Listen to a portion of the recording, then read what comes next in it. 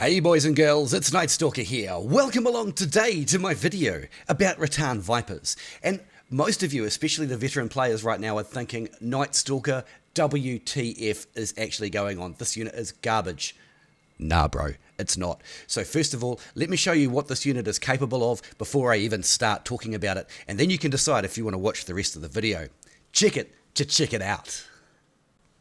Okay, so here we go. The first two stabs here are going to do 6,976 and then 4,210 damage. Take aim! Our team has captured point A.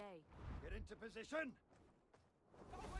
The second set of stabs are only going to do 1,798 and 1078 damage. That is a 74% damage reduction. So, what about units? I'm sure we've all had the misfortune of being shot by Shinji Grenadiers at point blank range, right? They do somewhere about 2,000 to 2,200 damage. How about 368? Grenades? A few hundred damage? What about getting shot after the grenades? A little over 400 damage? Well, that's nuts. But what does it all mean? How can we make all of this work? What can we do to put this unit to best practice? So boys and girls, what is it that makes the Rattan Vipers so deadly and so potent on the battlefield? Let's take a look. Probably should have set this up already. There they are. So, resupply is very cheap. This is what I'm using on this particular unit. They don't need the Breakthrough Doctrine. They don't need the Epic Archery Doctrine 2.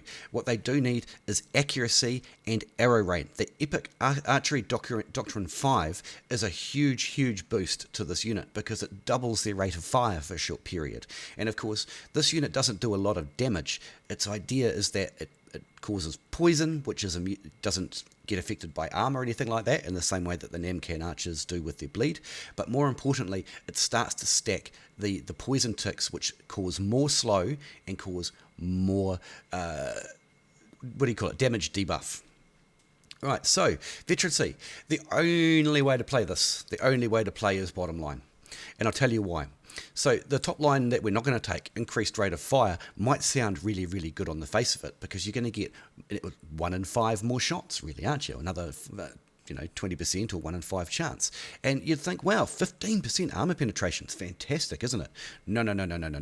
We're not trying to do outright damage with this unit. It does do damage, but it's not what it's about. This unit is about stacking poison. So the very first thing I want to show you is, well, we get an increase in movement speed. They're very fast. Here we go. There's a higher chance of inflicting bonus hits, so more of those green tracer arrows, and that's exactly what you want. Reduces poisoned enemies' damage by 5%. Okay, so that's 10 total, and here's another 10%. That's a 20% damage reduction. All right. Then we've got, it may take sustained poison damage, so it's going to take that poison for longer. Better yet, target may be slowed by attacks from this unit. Ta-da! That's even nicer. And we're going to get extra 4 soldiers. That's beautiful. And this one is key. Poison effects can stack up to 5 times. Now, 10, 20. That's 100% damage reduction. It's not quite 100% on things like heroes and just about anything really. Doesn't have a flat 100% damage debuff because of the way that the damage is calculated and scaled. They're always going to do some. But we've found that the average decrease in damage for a 5 stacked target is 71% damage decrease. Oh, one other thing. We've got the unit tree here. This is going to be irrelevant, completely irrelevant, because we've got the Rattan Vipers here on the tech tree. Not that hard to get. These two are mandatory. You have to go through the Rattan Pikemen, who are actually a fairly good unit, I must say, especially for their leadership costs. But we're talking about Rattan Vipers. So if you get this particular node, all of the Rattans, not just the Vipers, will get an additional 3% of piercing damage, right? It can't hurt. It's nice to have. This one here, well, we've got an extra 30% ammunition. 6 5s are 30, yeah? So that's going to keep you in the fight and shooting longer. And Rattan Vipers do have an ammunition problem. So this is quite useful. But here, the crowning joy, crowning glory. Each level increases Rattan Viper's weakness ability by 5% of their base value. So that's another 15% slow, another 15% poison, and oh no, not poison, weakness. Another 15% damage debuff. Hell yes. And these are the combinations of things that are going to make this unit very, very powerful. So just to reiterate, you want to take that bottom veterancy line, absolutely, no questions asked, and you want to take accuracy mods, you want to take extra range, you want to take extra speed to shoot. I had 2 spare slots, so I put in the Breakthrough Doctrine and the Epic Archery Doctrine. You could also use something like the Sprint Doctrine, get them back to get some more ammo quite quickly, because this unit does rip through the ammunition relatively quickly. So anything that you can do to boost this unit's overall abilities is going to be quite useful. Useless. Like, yeah, it just does extra damage. I wouldn't do this. That's a no. That's a yes. So really, you don't have a lot of options. This is a good setup for this unit. You could always swap out the mobility. Anyway, let's move on. Okay, so here we are in the training room. Let's see if we get ourselves a nice melee unit to fight against. Oh, pikes. Pikes, pikes, pikes. Now the thing about pikes is that they don't have a shield. So that is going to be very, very terrible. Now this number 1 ability here, the ordinary circle targeting, if you use this, your unit will not engage in melee combat. They will continue to shoot instead of engaging in melee. And this allows them to not drop their arrow guard, so to speak. Alrighty, so this time I'd like to see some spearmen, some large shields. Let's see how we do against some large shields, hey? Here we go, this is what we've been waiting for. Now we're not going to use the Arrow Rain Doctrine because you may not have that. But we will put them in the number 1 mode when they get close, so that they don't pull out their daggers. But I would say that we are not going to lose any archers here. Let's see how we go. I won't interfere. Look at this. Because they're poisoned and they're stacked, they're doing so little damage and they're attacking so slowly that there's just actually no way for that unit to win. We didn't lose a single archer. We didn't even go into the red. Okay? There are gold units who can't do that. Okay, so here we are out for a ride with our Rattan Vipers. I'm going to move them down here and oh no! Oh no, a glaive has run past me and is attacking the back line. Here it is in slow motion. That man ain't doing no damage. The initial jump off the horse did some damage. After that, he was saturated enough with poison that he wasn't able to kill anything. You might think that was a fluke. Let's fast forward just a little bit.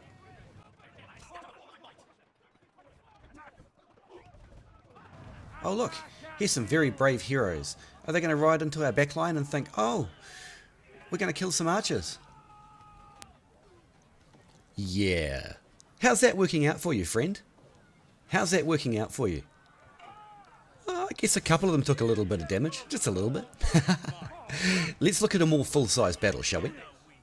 Okay, so here we see on our map that there's a whole bunch of people pushing up the siege tower on the right-hand side. And our team need a little bit of support, right? Do you see how fast these archers run? They're very, very, very fast. So it's good to rearm them and things like that. Anyway, I said this, I'm going to countercharge those Palace Guard, but they decide not to do it.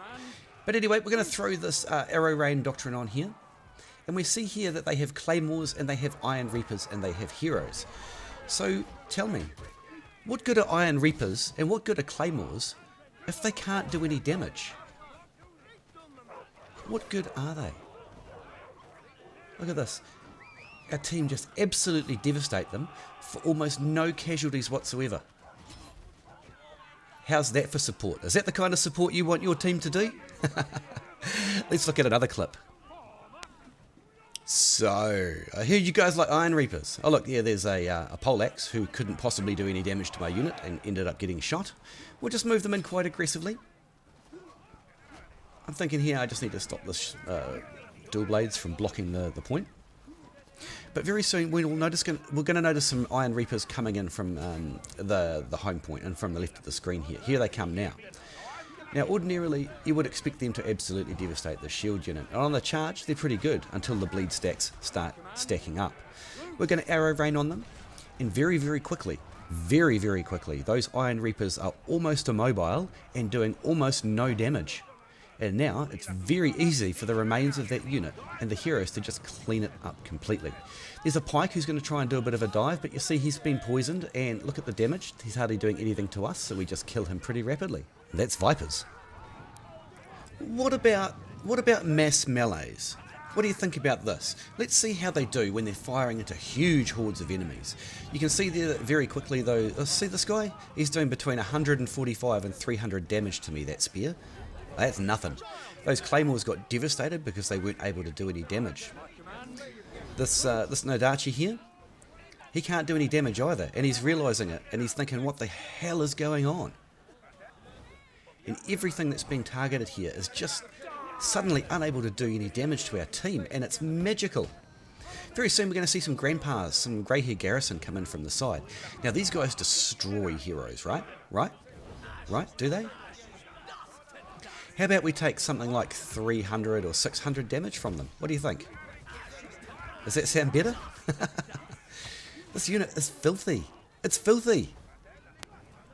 But hey, Knight, what about cavalry, I hear you ask? Well, here's some cavalry now. You can see them on the mini-map, and we've seen them coming, and so we're going to take steps to avoid them. We're going to move behind this wooden palisade. I think we're going to lose a couple off the back there from memory. We do, yep. But watch this. Now that we've avoided their initial charge, we're going to start putting up some stacks. See how that spear will kill a few and do a bit of damage before the poison stacks happen? But once he's poison stacked, he can't do anything. And neither could his cavalry. Ah, fluke, you said. Ah, it's a fluke. What about this cavalry unit? What about them? This damage-free cavalry unit. Well, not damage-free. They get a couple. But have you ever seen a unit of archers defy cavalry like that? It doesn't happen, does it? It just doesn't. And this is why I love this unit. It's one of my favourites. It's a pure support unit that also does a little bit of damage, so you feel like you're still contributing. Well, boys and girls, there we have it. The amazing, the delicious, the surprisingly disgusting and awesome Rattan Viper Archers. I hope that you've been inspired to at least give this unit a go. Everybody I've talked to and showed these little clips and things to has been absolutely stunned that you can make Iron Reapers and Glaive Heroes completely useless against you, and even Shinji Grenadiers completely useless against your the might of your 165 leadership blue tier archer. I hope you learned something new, or you just enjoyed the video. Thank you so much for coming to my channel.